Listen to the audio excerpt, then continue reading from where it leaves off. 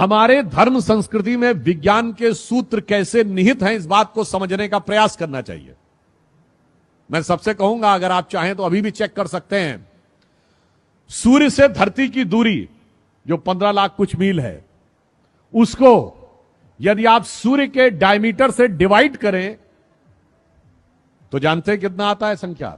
108।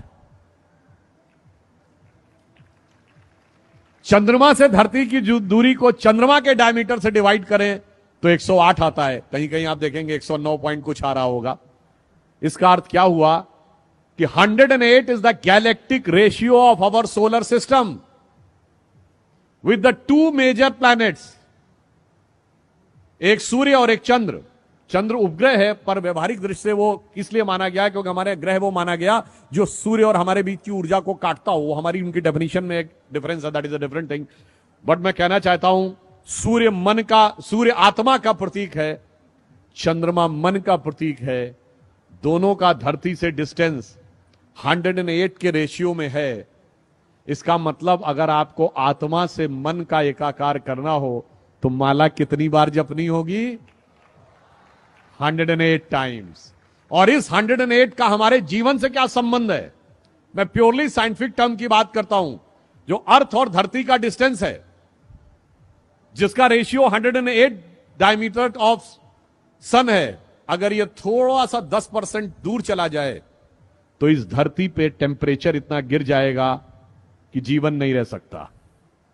10% नजदीक आ जाए तो धरती पे टेम्परेचर इतना बढ़ जाएगा कि जीवन नहीं रह सकता।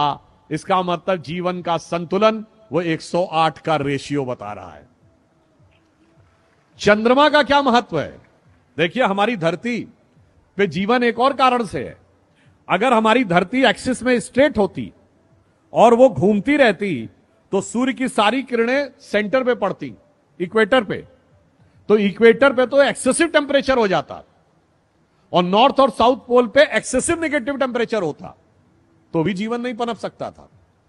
परंतु ये 23.5 डिग्री पे झुकी हुई है, इसलिए आधे टाइम जाड़ा, आधे टाइम गर्मी, मौसम भी बदलता है और जीवन का चक्र भी चलता है। वो 23.5 डिग्री क्यों झुकी हुई है? Because of A ratio of the distance of चंद्रमा। उसकी वजह से वो 23 डिग्री पे टिल्ट है। चंद्रमा 10% दूर हो जाए तो ये 23.5 से सीधी हो जाएगी। फिर ऋतुएं नहीं बदलेंगी, मौसम नहीं बदलेगा, जीवन नहीं चलेगा। चंद्रमा थोड़ा 10% नजदीक हो जाए तो धरती और झुक जाएगी, फिर भी जीवन नहीं चलेगा। अर्थात हमारे धर्म का विज्ञान, आकाशीय विज्ञान, हमें यह बताता है कि जो जो संख्याएं भी हमारे यहां निर्धारित की गई हैं, वो किस गहराई के साथ, किस विज्ञान के विचार के साथ तय की गई हैं। इसीलिए मन और आत्मा का संयोग करने के लिए सहज स्वाभाविक रेशियो ये वही होना चाहिए जिसमें हमें जाप करने के लिए कहा जाता है। और इसीलिए कभी आप में से बहुतों ने ध्यान दिया हो कि साल में 12 ही महीने क्यों होते हैं? अगर एम्पेरिकल डिवीजन होता तो 10 महीने होने चाहिए थे ना। अगर आप जनरल किसी चीज को एक एम्पेरिकल ढंग से डिवाइड करते तो 10 महीने होने चाहिए थे, 12 क्यों होते हैं?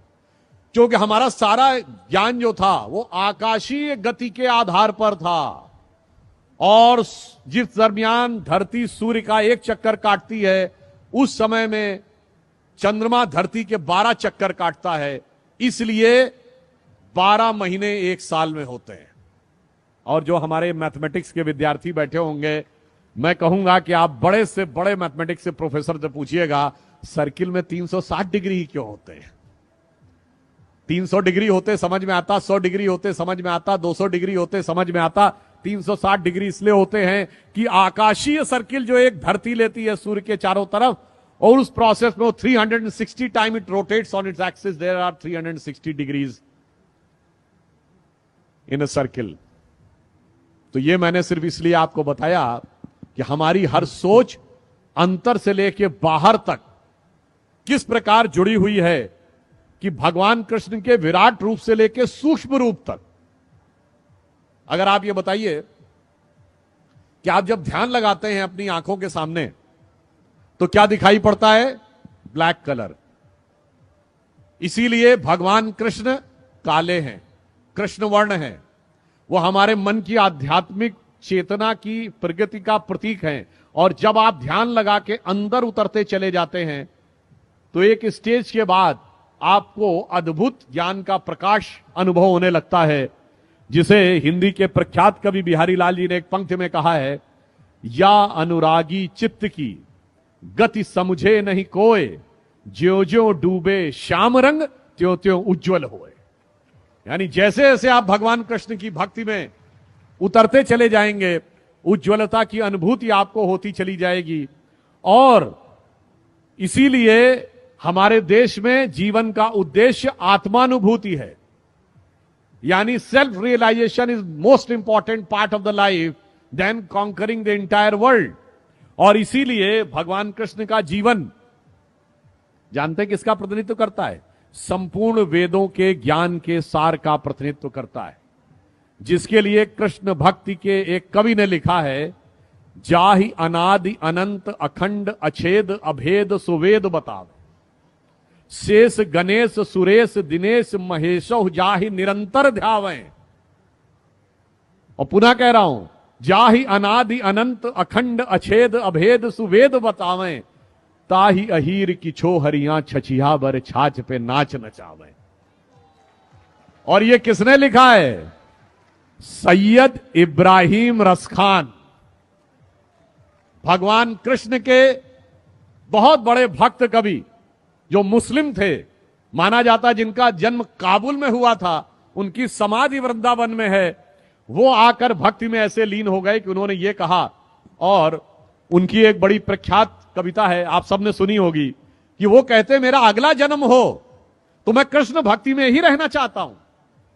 अगला जन्म मनुष्य के रूप में हो तो ग्वाल बालों के रूप में, अगर पशु के रूप में तो नंद बाबा की गायों के रूप में, पत्थर बनूं तो गोवर्धन पर्वत के ऊपर, और अगर पक्षी बनूं तो कदम्ब के उस वृक्ष पर, कालिंदी यमुना जी के तट पर, जिसके नीचे कभी भगवान बंसी बजाया करते थे।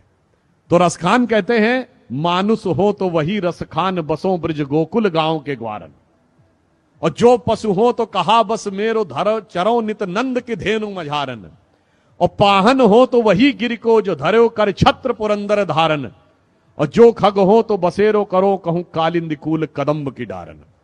आप सोचिए कितना बड़ा अंतर है। अभी मैंने पढ़ा था कि बहुत बड़े बड़े विदेश के लोग आपकी इस्कॉन की संस्था में आते हैं, भगवान कृष्ण की भक्ति में लीन होते हैं। मैंने रॉबर्ट ओपेनहाइमर से लेके कईयों के उदाहरण दिए। महत्वपूर्ण बात क्या है? आपको दुनिया में कोई दूसरा उदाहरण नहीं मिलेगा जहां उस धर्म संस्कृति को न मानने वाले व्यक्ति ने उस भगवान के प्रति इतनी श्रद्धा व्यक्त की हो। और उससे बड़ी बात यह है, उससे यह भी नहीं कहा गया हो तुम कन्वर्ट हो जाओ। यह हमारी ज्ञान की गहनता और विचारों की उदारता का प्रमाण है। मगर अफसोस की बात यह है, रसखान की जो मैंने पंक्ति बताई, आज की युवा पीढ़ी को कभी कभी भ्रम हो जाता है और वो पश्चिम से ज्यादा प्रभावित होने लगते हैं। तो इस पे मैंने एक पैरोडी सुनी थी बचपन में, जब मैं बच्चा था, क्लास 7th 8th में। तो वो मुझे याद आता है कि शायद आज के लोग ये सोचने लगते हैं कि आज होते तो क्या सोचते, कहते मानुष हो तो वही कभी चोच बसू सिटी लंदन के किसी द्वारे, और जो पशु हो तो बनू बुलडाग चढ़ू नित कार पे पूछ निकारे। तो आज की ये विचार जो आने लगे हैं, हमें उन विचारों से बचने का प्रयास करना चाहिए, उस दिशा में आगे बढ़ने का प्रयास करना चाहिए जो राष्ट्र को सही दिशा में ले जाए, और वो